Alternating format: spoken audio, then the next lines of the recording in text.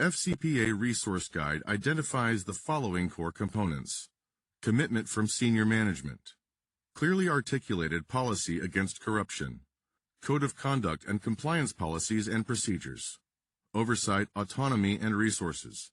Risk assessment. Training and continuing advice. Incentives and disciplinary measures.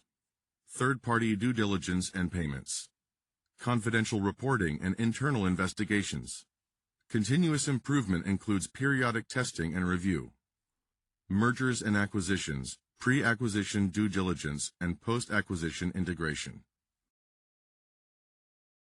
Per UK Bribery Digest 2019 from Ernst & Young. The evolution of Bribery Act enforcement from 2011 to 2018. A summary timeline of Bribery Act enforcement is set out here.